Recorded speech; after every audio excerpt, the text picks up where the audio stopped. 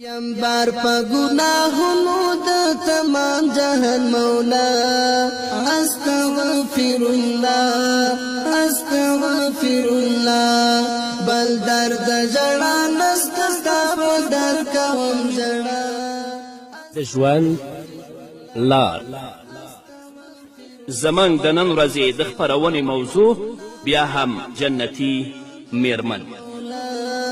استغفر الله استغفر الله بل درد جڑا بسم الله الرحمن الرحيم. الحمد لله رب العالمين حمد الشاكرين، الصلاة والسلام على سيد الأنبياء والمرسلين سيدنا ونبينا وشفيعنا ومولانا محمد وعلى آله وأصحابه الطيبين الطاهرين. قدرمنو اوریدونکو د ژوند د لارې د خپرونې مینوالو، السلام علیکم ورحمت الله وبرکاته. ستاسو روغتیا او خوشحالي د پاک رب نه غواړم، په دې هیله چې د صحت او عافیت جامې پر تن ولرئ او خوشحالي مو په برخه وي. دا دی زه محمد یاسین فهیم د ژوند د لارې د خپرونې په وړاندې کولو کې ستاسو په خدمت کې یم. زموږ د نن ورځې د خپرونې موضوع بیا هم جنتي میرمن. درنو اوریدونکو، د مشکات او د ابن ماجه حدیث دی. راوی د حدیث حضرت سراقه ابن مالک رضی الله تعالی عنه دی. هغه فرمای ان النبي صلى الله عليه وسلم قال الا ادلكم على افضل الصدقه ابنتك مردوده اليك ليس لها كاسب غيرك. سراقه ابن مالک رضی الله تعالی عنه فرمای چې نبی کریم صلی الله علیه وسلم او فرمایل آیا تاسو ته افضل ترینه او بهترینه صدقه وښایم؟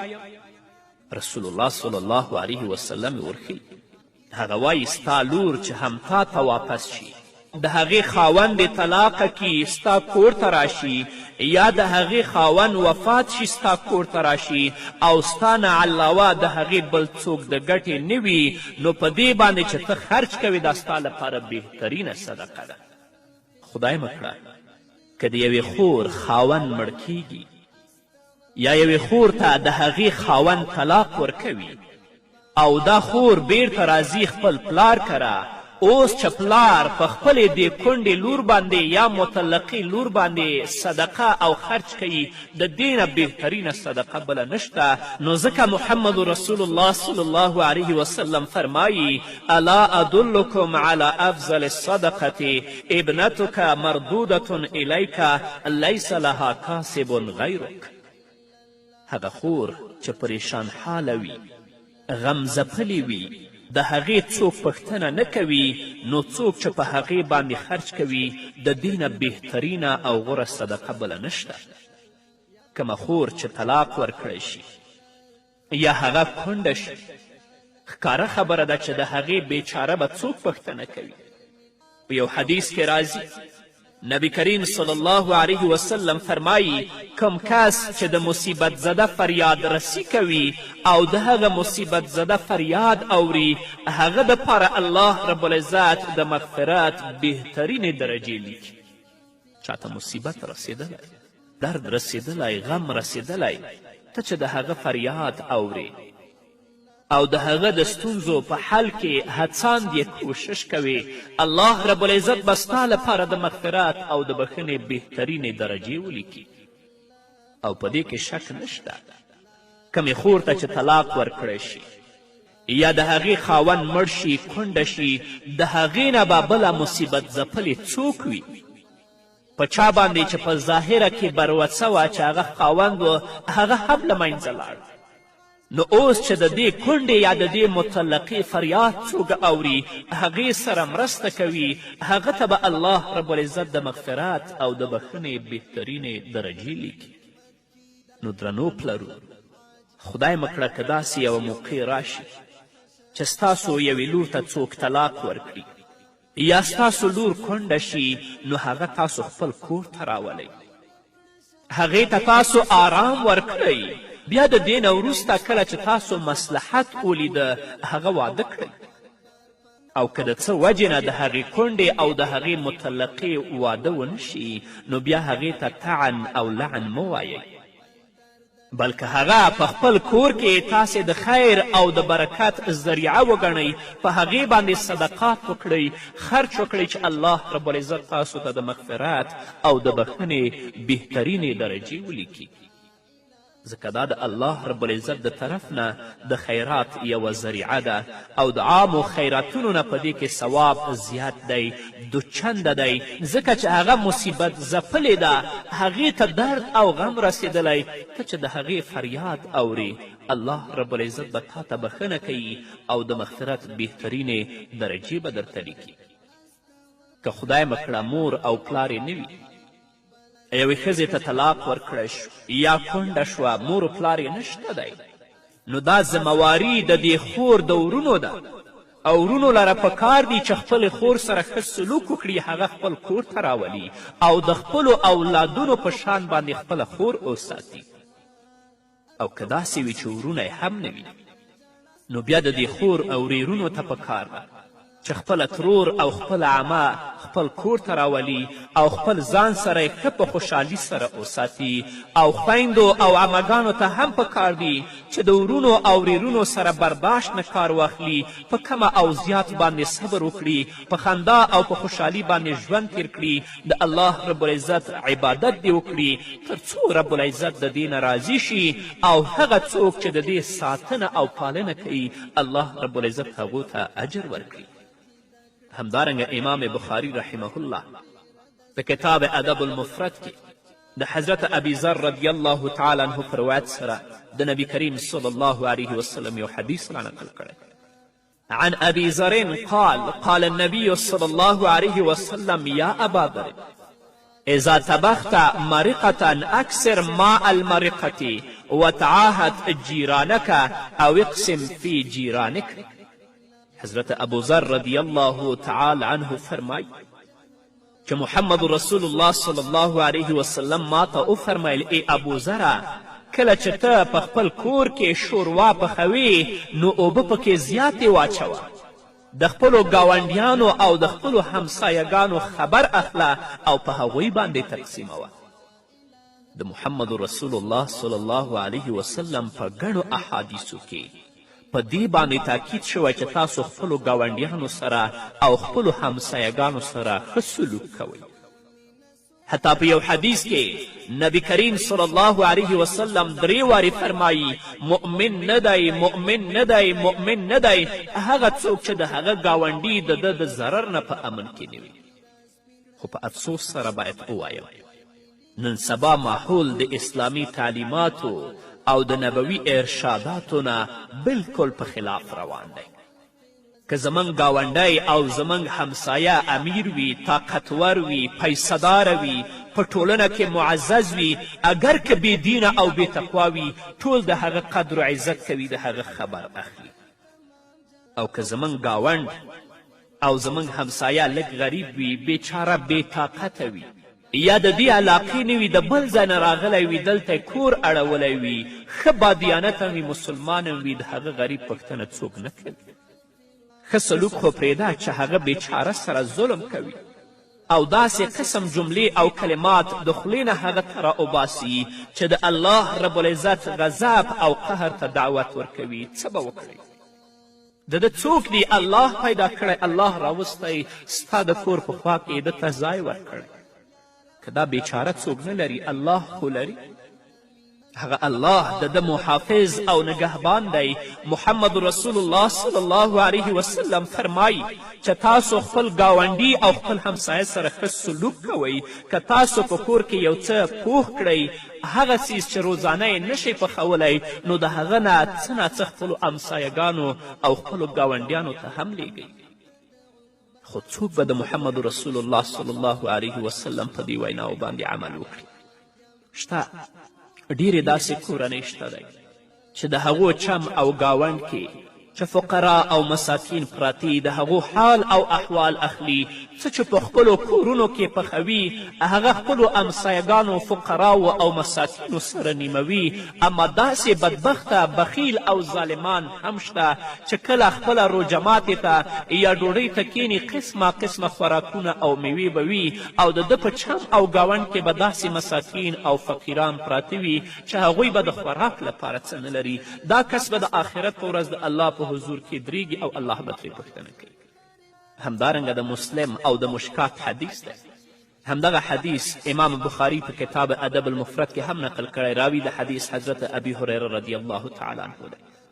هغه فرمایي قال رسول الله صلی الله علیه وسلم اذا مات الانسان انقطع عنه عمله الا من ثلاثة الا من صدقة جارية او علم ينتفع به او ولد صالح يدعو له.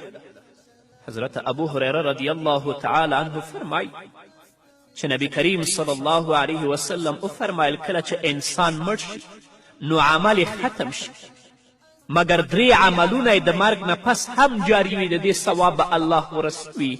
یو صدقې جاریه، دویم هغه علم چې د هغې نه فایده اخیستل کیږي، دریم نیک عمله اولاد چې د ده د مرګ نه وروسته الله ته لاسونه پورته کوي او خپلو والدینو ته د خپل رب نه بخښنه غواړي.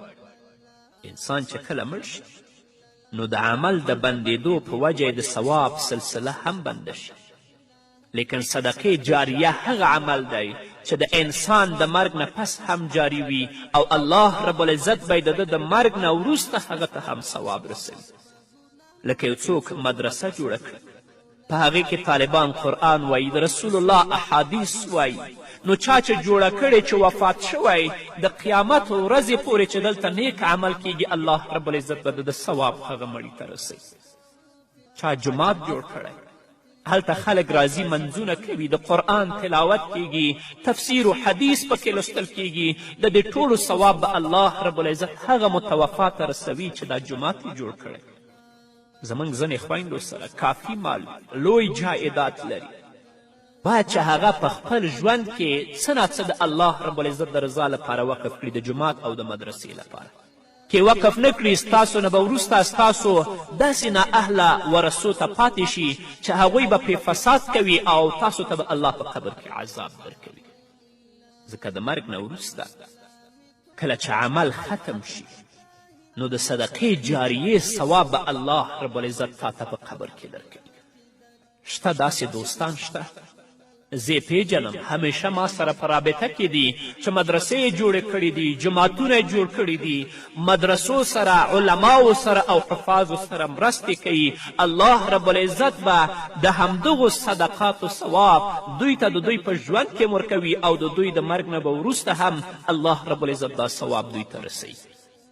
داسې کسان شته دی چې هغوی په خپل ژوند کې د فساد او د منکراتو تهداب او بنسټ ایښی دی. په ژوند کې به الله رب العزت ذلیله ساتي، خو کله چې مري کم د فساد بنسټ او تهداب چې د ایښی تر قیامته پورې چې څومره ګناه کیږي اصلي مجرم دغه دی، الله رب العزت به د دې ګناه او عذاب هغه ته هم رسوي. نو بنده په دنیوي تجارت کې هم سوچ کوي چې یو داسې کار وکړم چې د هغې نفع جاري وي. نو همداشان درنو اوریدونکو د ثواب په کارونو کې هم د داسې یو سلسلې تلاش وکړئ چې د هغې د ثواب سلسله جاري وي او د مرګ نه پس کله چې د نیکو عملونو دروازه بنده شي د هغې ثواب الله رب العزت تاسو ته ستاسو د مرګ نه او وروسته در ورسوي. په همدې هیله درنو اوریدونکو نور به واورو، خو د یوې دمې نه یم بار پا گناہونو دا تمام جہان مولا استغفر اللہ استغفر اللہ بل درد جڑا نستا پا در کوم جڑا استغفر اللہ استغفر اللہ یم بار پا گناہونو دا تمام جہان مولا استغفر اللہ استغفر اللہ بل درد جڑا. درنو اوریدونکو بیا هم زموږ سلامونه ومنئ. حضرت عمر بن شعیب رضی الله تعالی عنه د خپل پلار او د نیکه نه د نبی کریم صلی الله علیه وسلم یو حدیث را نقلوي.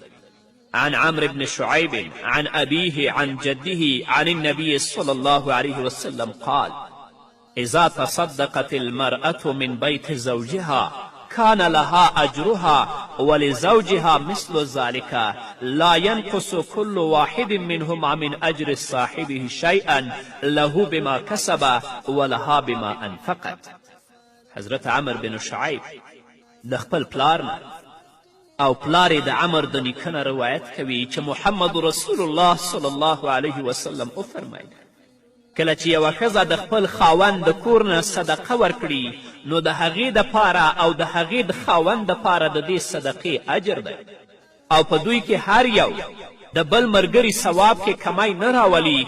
د سړي اجر د هغه د کسب د وجې دی او د ښځې اجر د هغې د صدقې ورکولو د وجې نه. مطلب دا دی چې کور کې کم خوراک تیاریږي هغه خوراک د خاوند په مال باندې اخیستلی شوی وي. اوس دا خوراک د خاوند عام اجازت په وجه باندې زنانه خیرات کوي.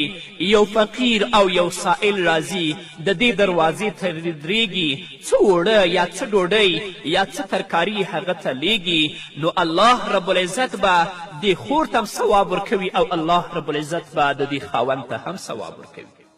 خاوند ته د دې وجې نه ثواب ورکوي چې دغه مال د کسب کړی او کور ته یې راوړی، او میرمنې ته الله رب العزت د دې وجې نه ثواب ورکوي چې دې صدقه کړې ده.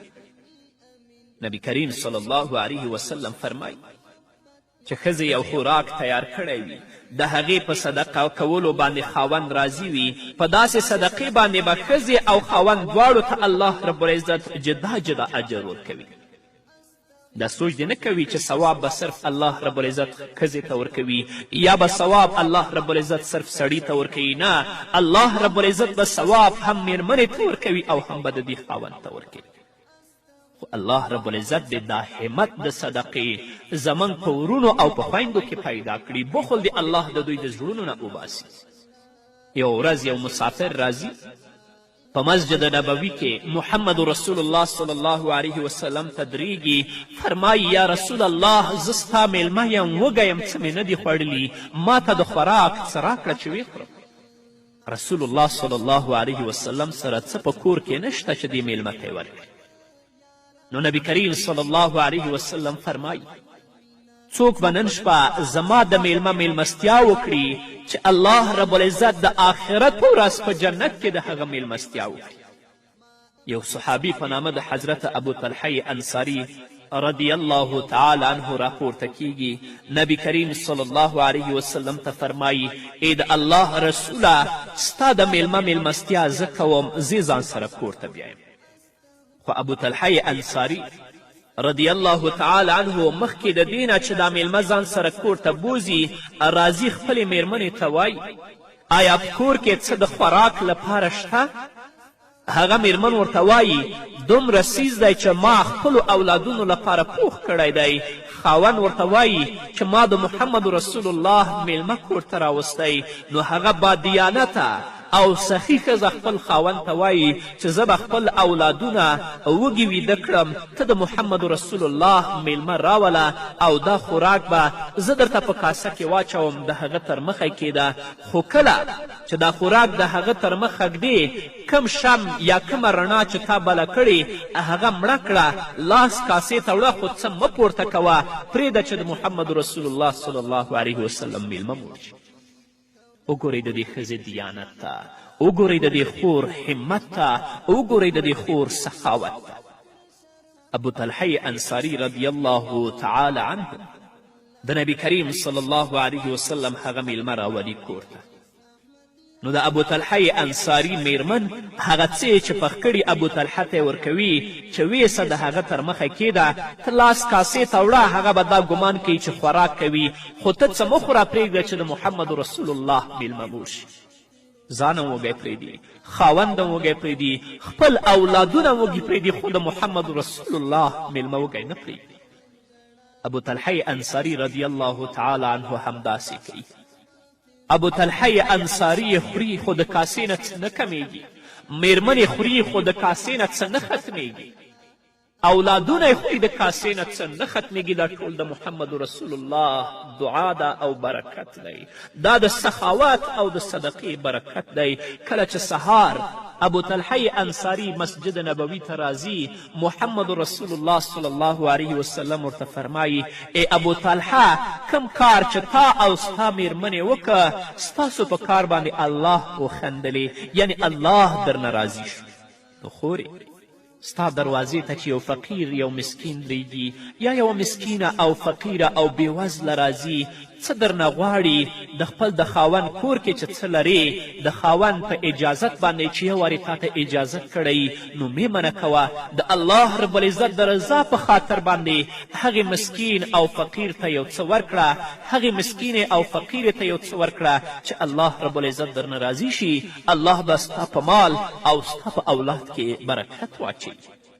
همدارنګه صاحب د مجمع الزوائد د ام المؤمنین حضرت عایشې صدیقې رضی الله تعالی عنها په روایت سره د نبی کریم صلی الله علیه وسلم یو حدیث را نقل کړی. عن عائشة رضی الله عنها قال النبي صلى الله عليه وسلم من أعطى نارا فكأنما تصدقت بجميع ما أنزجت النار. ام المؤمنین فرمای چې محمد رسول الله صلی الله علیه وسلم وفرمایل چا چې اور ورکړو نو داسې شو لکه هغه څیز خیرات کو چې کوم په دې اور باندې پخیږي. مطلب دا دی چې یوه کورنۍ د هغې سره اورلګي د نشته یا ماچس ورسره نشته دی، راځي ستانه غواړي تی ورکوي، هغه اور پې بلوي، په هغه باندې ډوډۍ پخوي یا نور څیزونه پخوي، نو الله رب العزت به تا ته دومره اجر و ثواب درکوي لکه په هغه اور باندې چې څه پخ شوي وي او هغه ټول د الله رب العزت په لاره کې صدقه شوي وي. بعضې ښځې ډېر بخیل طبیعته وي، که معمولی سیز څوک د سخت ضرورت د وجې نه ترې وغواړي نو بیا هم دا ترې انکار کوي. که ورته ووایي چې ته ماته ورلګیت یا ماچس راکه یا لږ مالګه راکړه، نو د دې په خولې کې به دا خبره وي چې زموږ نه مالګه شته او نه ورلګیت شته. او بعضې خو داسې دي چې څوک یې ترې غواړي هغې ته بیا طعنې ورکوي چې تاسو سره ماچس و ورلګي هم نشته، مالګه هم نه لرئ. هغه خویندې چې دا خبرې کوي هغوی د ډېر لوی ثواب او د ډېر لوی اجر نه ځان محرومه کوي. الله رب العزت دی موږ ته د نیکو اعمالو توفیق راکړي. الله رب العزت دی زموږ په سینو او زموږ په زړونو کې سخا ته ځای ورکړي تر څو د الله رب العزت په لاره کې صدقات وکړو چې الله رب العزت زموږ دنیوي او اخروي ژوند ښایسته کړي او په دې صدقاتو باندې د الله رب العزت غضب زموږ نه لرې شي.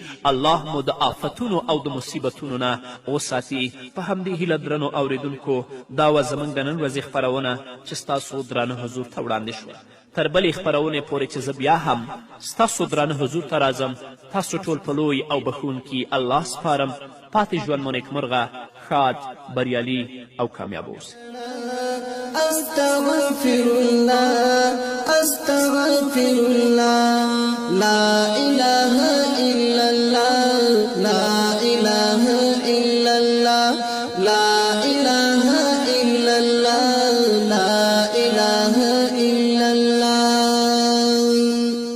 ستانو می د زړه مینا کړه ګډه زما په وینا یا رب العالمین یا رب العالمین قادر لا یزال خالق ذوالجلال بسیال بے مثال ما علم کړه غافل زړه وژوندون ته د عقبا. استغفر الله استغفر الله ما علم کړه غافل زړه وژوندون ته د عقبا. استغفر الله استغفر الله یم بار په ګناهونو د تمام جهان مولا. استغفر الله استغفر الله بل درد ژړا نسته ستا پر در کوم ژړا. استغفر الله استغفر الله لا اله الا الله لا اله